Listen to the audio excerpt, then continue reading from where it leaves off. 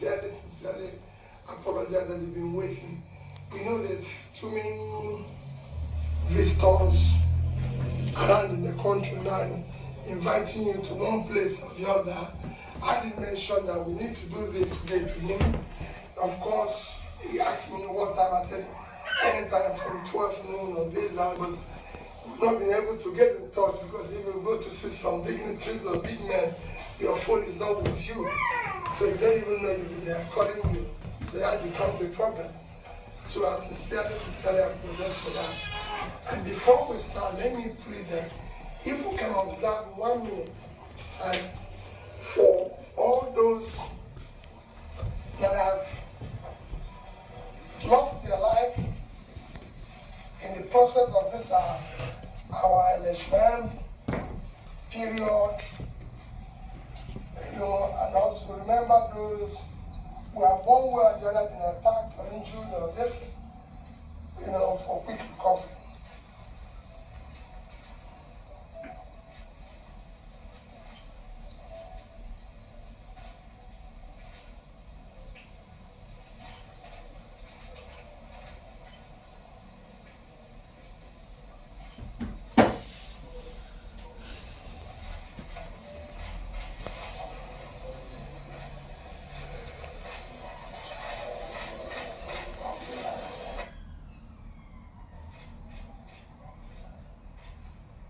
May the souls of all those who lost their life rest in peace. Amen.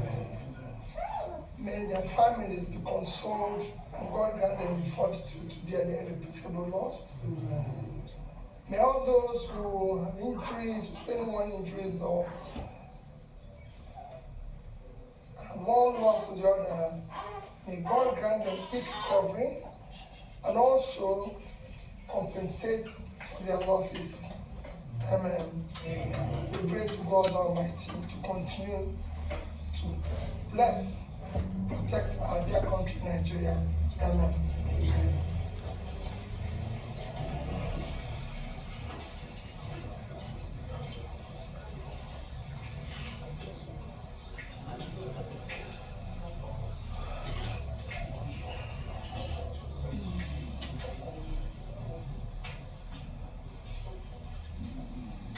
Again, my dear people,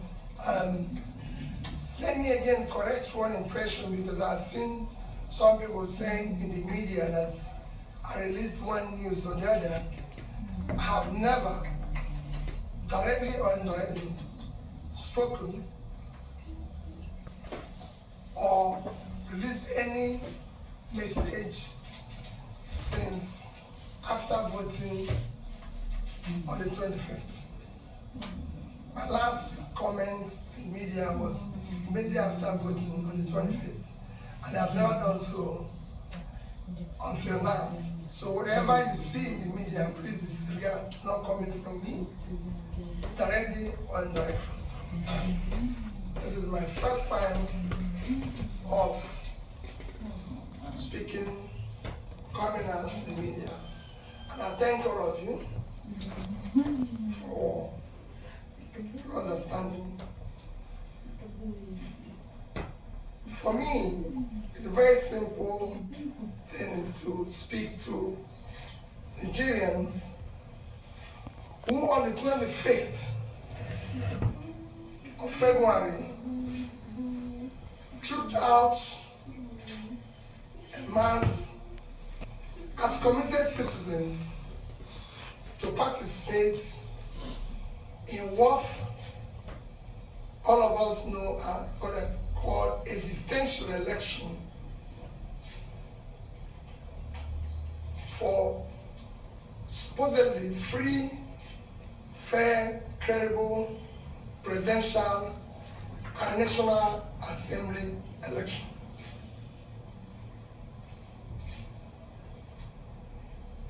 We enjoy, and in all things we give thanks to God. For me, number one thing is gratitude. Gratitude to God Almighty that continue to protect and bless our dear country, Nigeria. Number two is gratitude to Nigerians that participated in the election, answering the call as true citizens in our dear country. Number three is gratitude to those of Nigerians, especially the youth, that believed and worked tirelessly for a new Nigeria and trusting that new Nigeria on that thing and my good self. I thank them for their hard work, gratitude to the obedience youth, those who believe that a new Nigeria is possible. And I say to them that a new Nigeria is possible, and we'll work for that new Nigeria that is possible. Their resilience, their hard work for a new Nigeria should not be waned. Daddy and I remain committed to that new Nigeria. I know how they'll be feeling now because of the way the elections have come and gone. The commitment and resilience of Nigerians, even in face of unwarranted panic attacks, is a testimony that a new Nigeria is indeed possible. I look at people like Lady Jennifer Ifedi, who was stabbed but insisted on voting. And that gives me courage to believe that a new Nigeria is indeed possible. And there's so many other Nigerians. The election that we just witnessed have been conducted and results announced as programmed. It is a clear version from electoral rules and guidelines as we were promised. This election did not meet the minimum standard expected of a free, transparent, credible, fair election.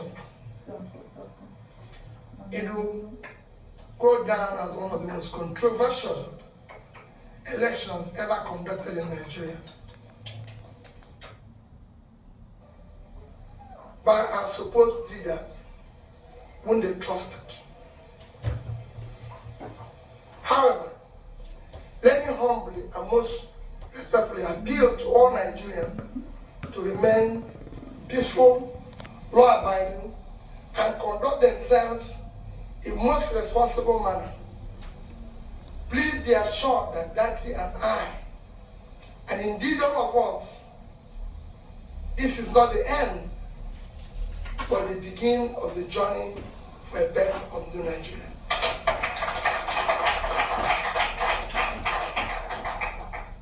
Daddy, Ahmed, and I remain absolutely undaunted and deeply committed to the project of a new Nigeria that will be built on honesty, transparency, fairness, justice, equity. All the above starts with the process. The process through which people come into office is far more fundamental, more important than what they do thereafter. It is my belief that I've maintained so consistently that if you must answer His Excellency, the process through which you arrive to office must be excellent.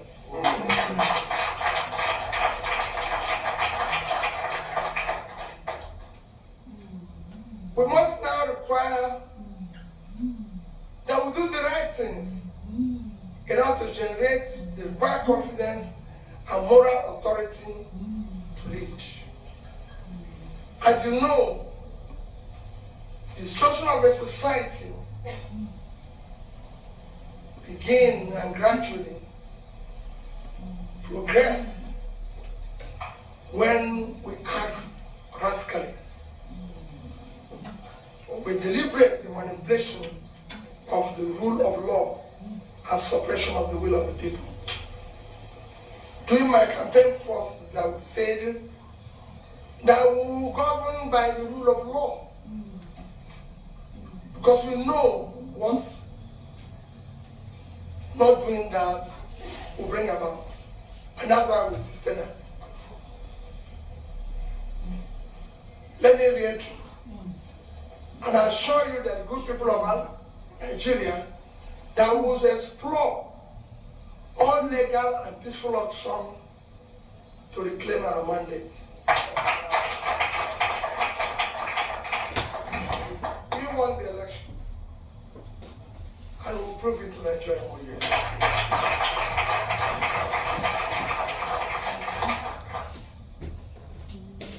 Please do not despair. We have elections coming up on the 11th. I enjoy you to go out, campaign, and bring your people to again come out and vote in that election. We still have so many massive support out there that we need for our sub-national and state assemblies. Please come out and be part of that election. I assure you that I will be part of it. I assure you that I'm totally committed for a better future in this country.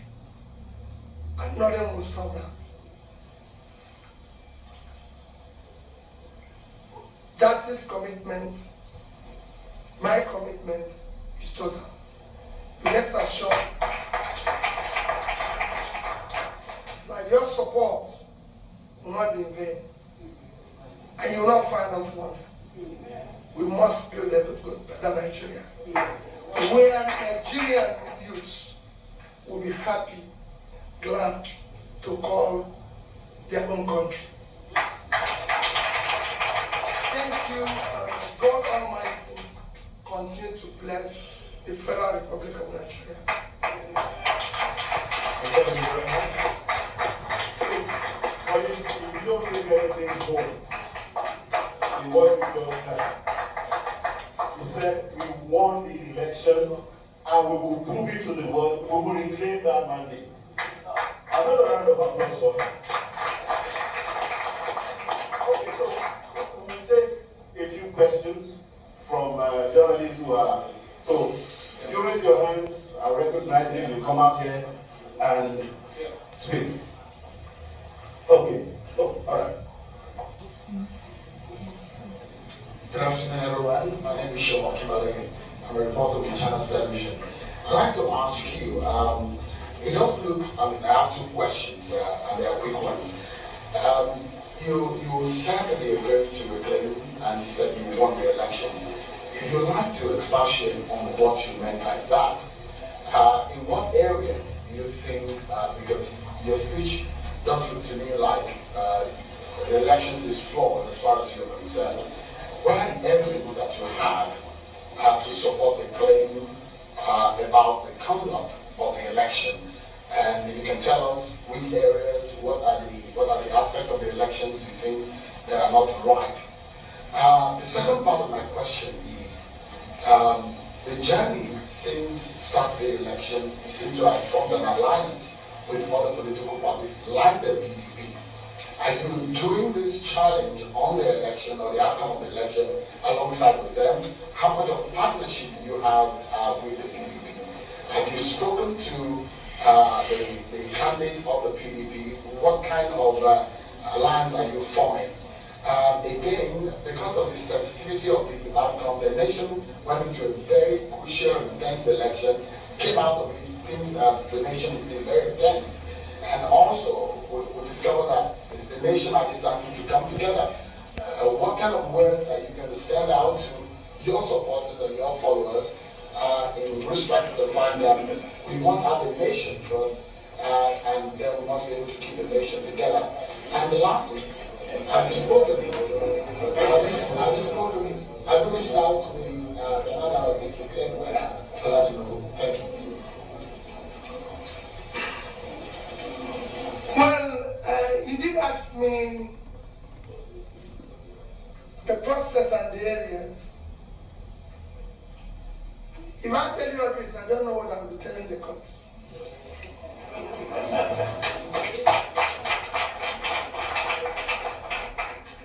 We are past the stage of that because we were asked to go to the court.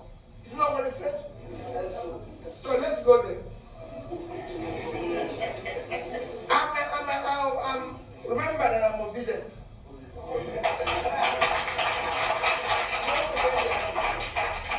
I'm going to go where I'm directed to go. So, and then you will see where and how.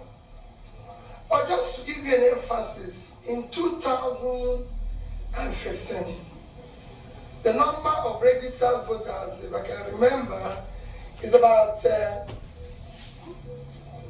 what was it again? About 67 million registered voters and 29.4 voted. In 2019, that tally increased to about 84 million. And about 28.4 million voted. And then we were told that about 11 million registered in 2022, if I'm correct, which got the registration to about 95, but 87 collected their PVC because of the issue of not being able to collect the PVC. But only 23.3 million voted. You can see that how Nigeria works. So we have an increase of 11 million, and the voters dropped by sharply by over 20% instead of increasing. The reason it was due to manipulation and reduction and removal and inputs of votes here and there. Because otherwise the number is supposed to have increased. It didn't increase. Because people were busy doing what is wrong. And we have chosen, I will challenge this rascality for the future of the country. Nigeria cannot conduct election 63 years after independence. It's something everybody should reflect on. Unexamined life is not worth living. I will thank God like this.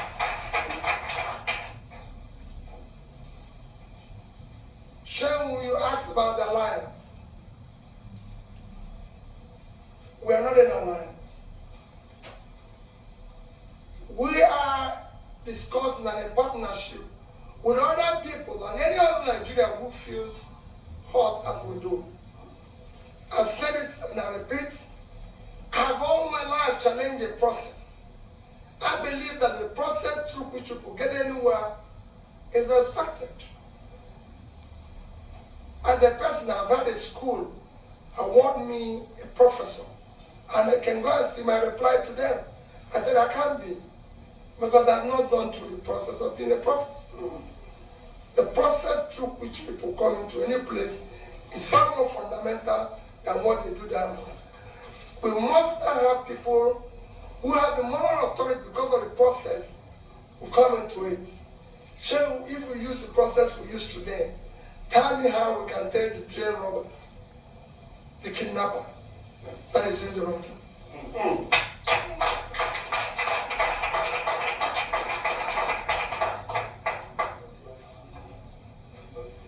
Shame we have not made calls anyway. Okay. I'm not against making calls. Everybody that is involved in this, even the two main contenders, I've always said, are my elder brothers. And the father, my senior supporter, and actually be my father, so I respect it. And I keep with that. And if they call me and want me to see them, I will see them. But on this issue, I'm challenging the process.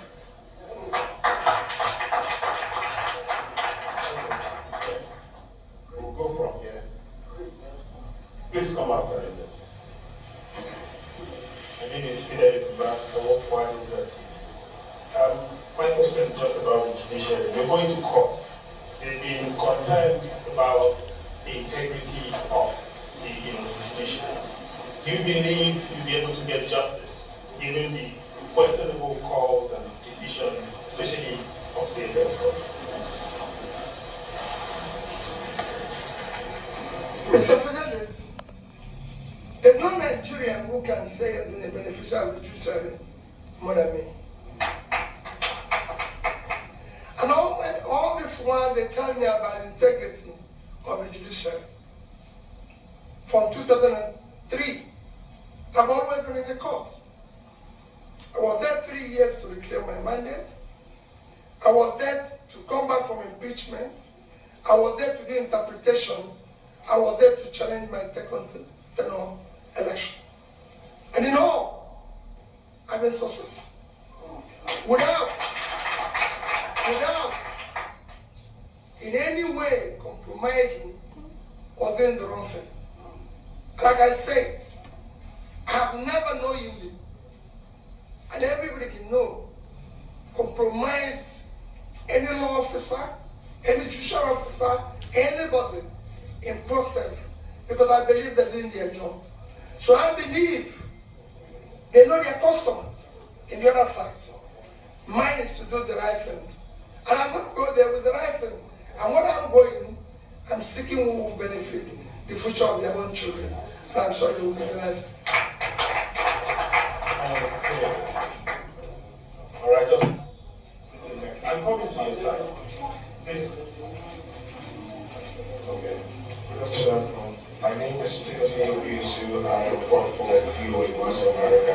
My question is, I've been speaking with observers and political experts who say that for you to be able to reclaim a mandate that you said has been taken from you, you need to prove abundantly enough that the suppression, voter suppression that has been alleged, the violence and everything that happened on Saturday was enough to sway the votes in your direction. So do you have abundantly enough evidence to do so?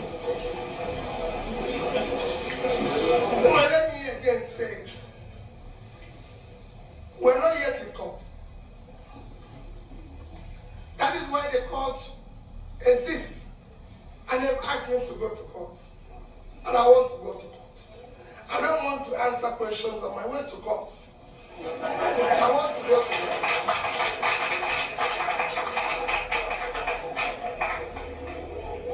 Okay. All right, come. I wanted to travel this way, but I see you are. Okay. My name is Omo Banswai and I report for the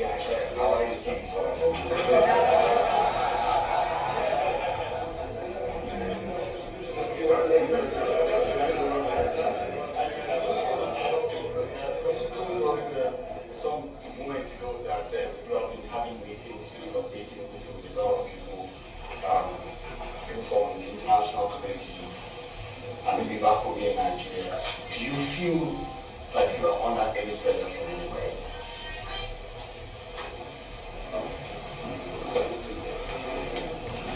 Not at all.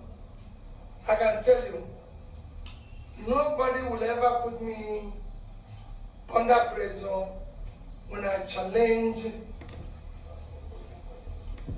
misconduct, rascality, or illegal process. Because it's not about it's not about, you can't, like you put, how do you put the person who is doing kidnapping on that person. We're challenging what is wrong.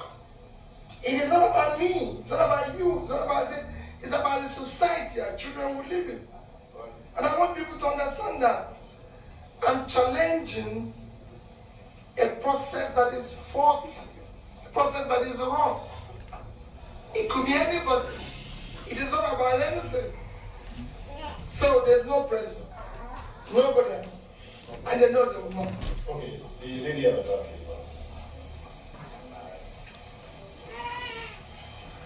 Okay.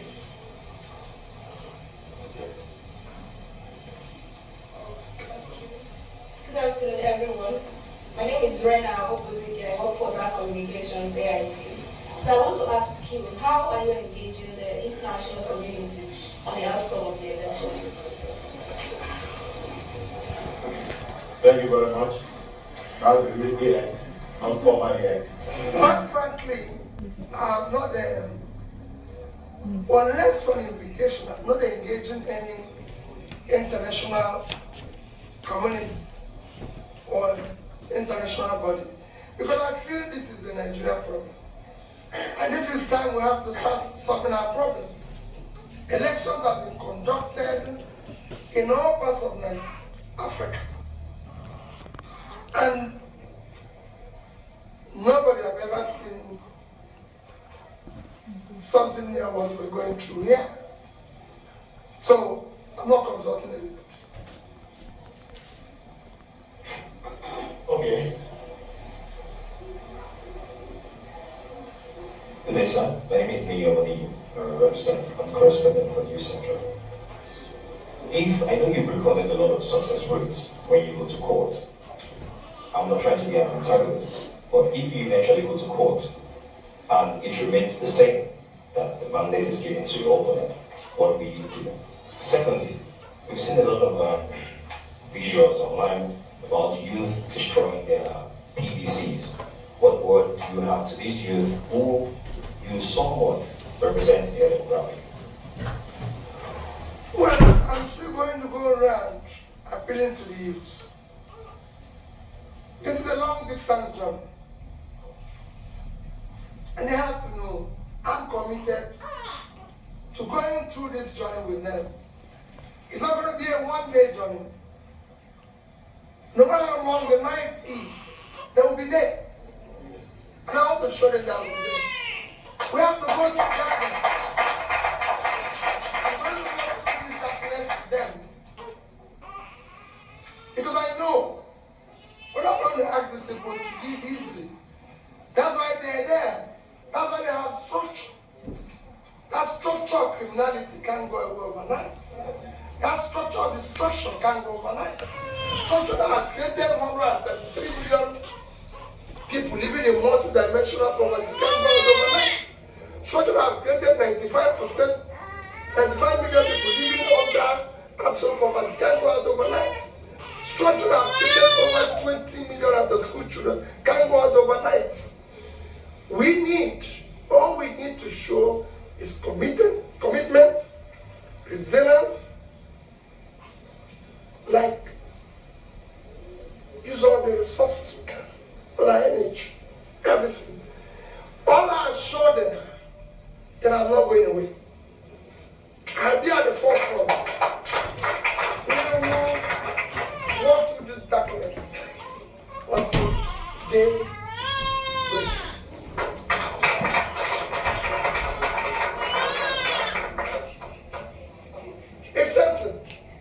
I know the court will do that.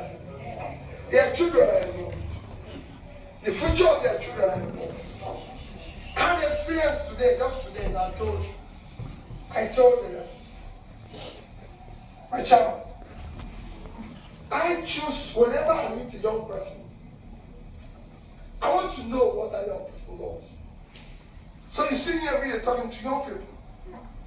So just this morning, I went somewhere with the chairman, and a young lady was to boil the water for me to make tea. I said, I will do it. He said she will do it.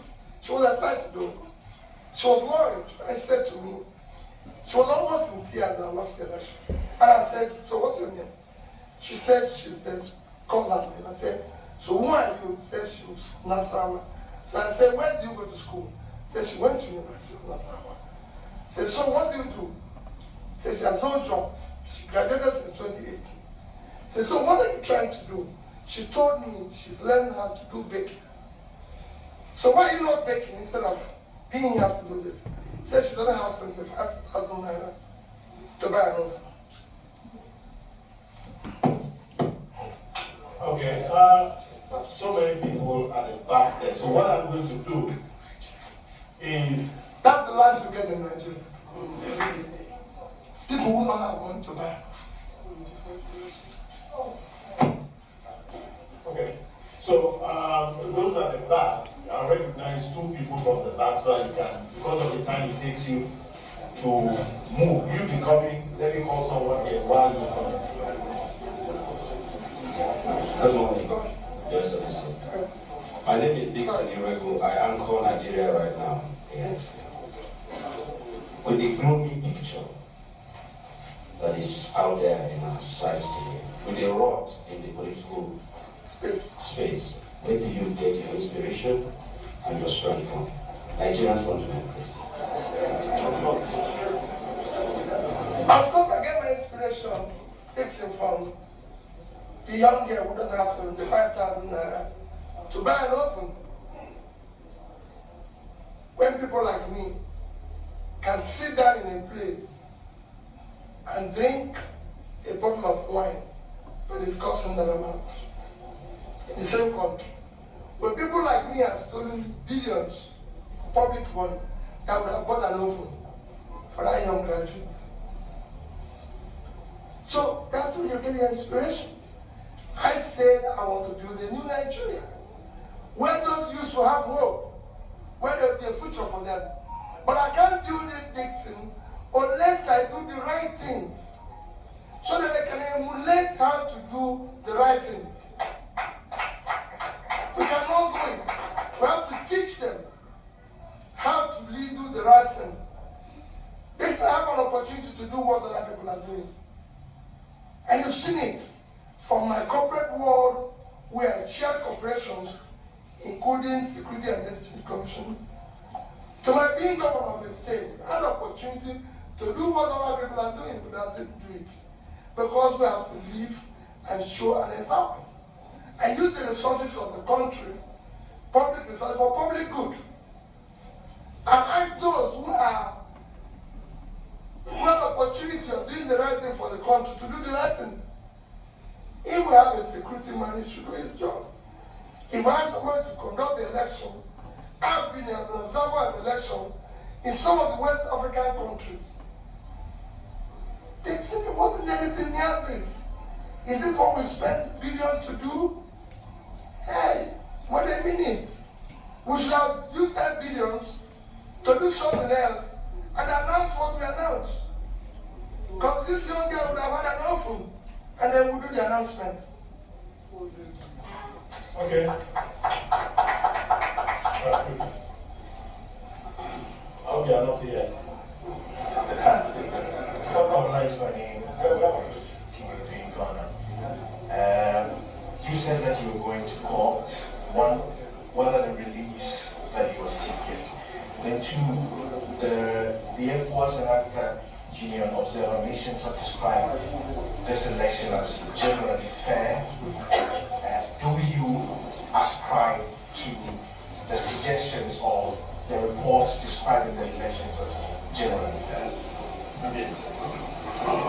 Well, let me tell you, throughout my comments, I didn't want to mention comments of observers, because if you choose it, there's so many other observers like European Union, EU, NRI, and so many who have said it did not meet the standards, who have said it's rigged, who have said that. So let's not talk about what the observers are saying. Let's look at what Nigerians are saying. This is essentially a Nigerian problem, and I want to hear Nigerians.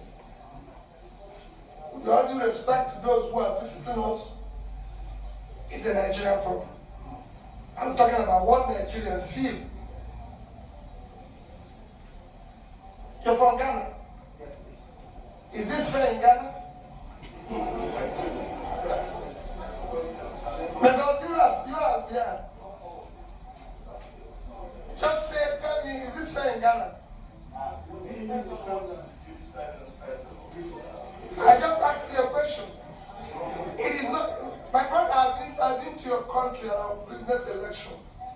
The earlier we start saying things are wrong when it's wrong, my brother, Africa will be good. It doesn't matter to me because they happen there. Don't be part of that. Africa needs to be fixed. And we all have to tell ourselves the truth. This is very unfair. It's the least expected of us. The other question you asked about going to court, I told you I cannot answer until I get to where I was asked to go. If I was asking a question that you're asking me here as I was coming here, will I still answer you? No. I was coming here to see journalists and answer their questions. And that's what I'm doing now. Okay. Now, the last two. Just come. The lady who's calling me, come out. No, go there. You can go there and give it to them. Give it to them then. Okay.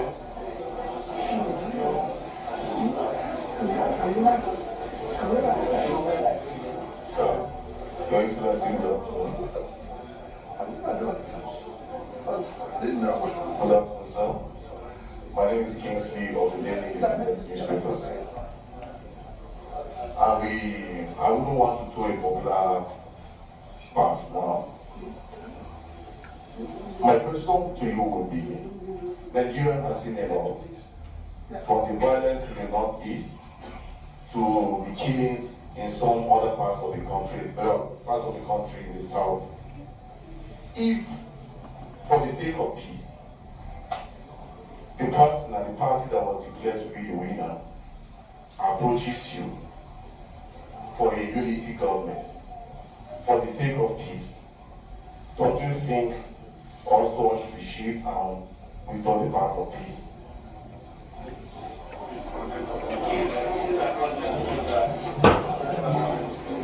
Let me say it again for purposes of your understanding. I've never, if you remember when I made my general comments, where's you?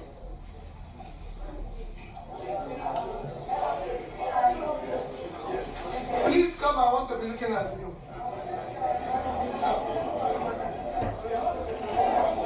Listen back here.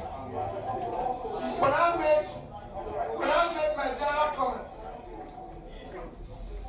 I made my general comment, if you recall, I did ask for people to go about peacefully.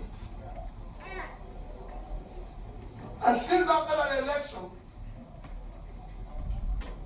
I have never done anything to show that I don't want peace. I believe in a very peaceful Nigeria. I've had several phone calls where I asked people to remain calm and peaceful. That has nothing to do with what I'm challenging. I'm challenging the process. If the process is faulty, it's faulty. If I can't do peace on a faulty foundation, it's not happening anywhere in the world. You have to deal, the foundation has to be right for peace to prevail. And that is what the foundation is, what I'm challenging. And I'm pleading with you. It's not about me, it's not about you. It's about the future of the society, our children and future generations who live in. It has to be built on a foundation of honesty, transparency, justice, fairness. We went into an election where somebody said and promised and shouted is the route we are going to go. This is how we are going to go there. And we follow the track. All of us. Suddenly, in that long distance journey, and it wasn't one day, and it wasn't quick. It lasted for over 1 year. And all of us told that line. Followed it. And suddenly, as we get to the end of it, somebody jumped from somewhere and claimed the prize. What did he do? At that stage, my brother, it's not about peace. There's a process of being anything you want to be. If you want to be a professor, you want to go and be a lecturer, write thesis, and you're approved to be a professor. If you want to be a doctor, you go and read medicine. You cannot suddenly, from being a lawyer, and say confer a doctorate degree. No. Lawyers go through law school. I can be a lawyer. I cannot be awarded senior advocate today, no matter my knowledge of the law, because it is a process of being a senior advocate. Process is important, my brother. That's what makes a society. In this society, we have seen people suddenly become a senior advocate without going to law school. That's what we want to stop. Orderliness, rule of law. That's what makes a society. Thank you very much, Your Excellency. I think in the interest of time, you have a whole lot of things to do. Yes. I asked her to come because I know how you feel about young people. I wanted her to ask a question that she got tired standing. No. Do you still want to ask a question? That young girl. Okay. That young girl. Yes, I gave her the Question. Stand there.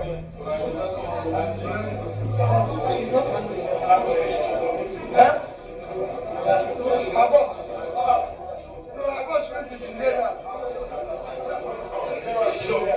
Hello. Okay, you can come now.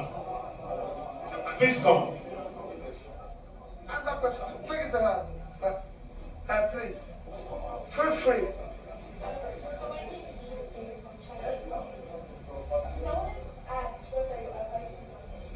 What are your advices on the youth that the volunteers, because they believe their votes don't count? So are you telling them to come out to vote in government?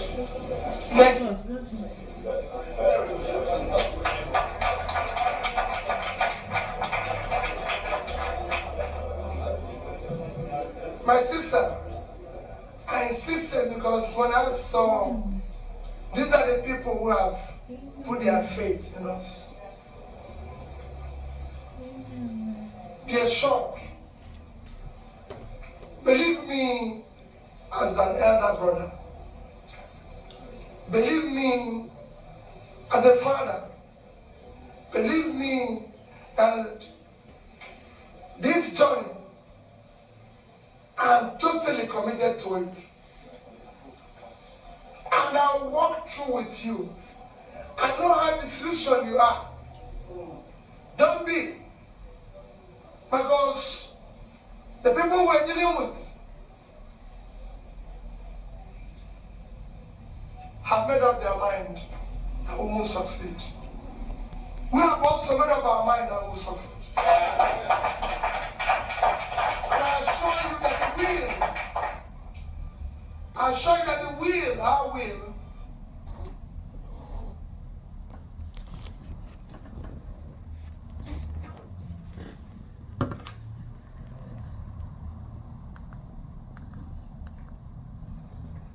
in the right thing.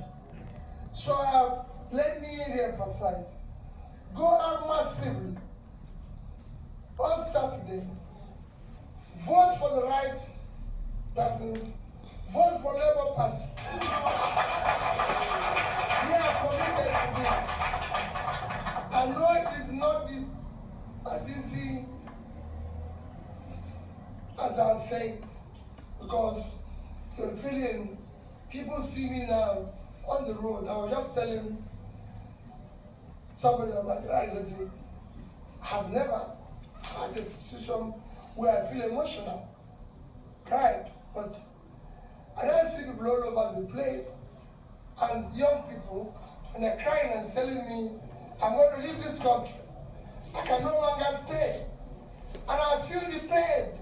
Just like I said, the young girl was crying today as she was trying to boil water and everything. But I'm preaching to all of them, please stay. I'm not going to go away. I'm going to stay with you. And I assure you, we will overcome. They will be there when the day comes, but we will be there. So another round of applause for our presidential candidate.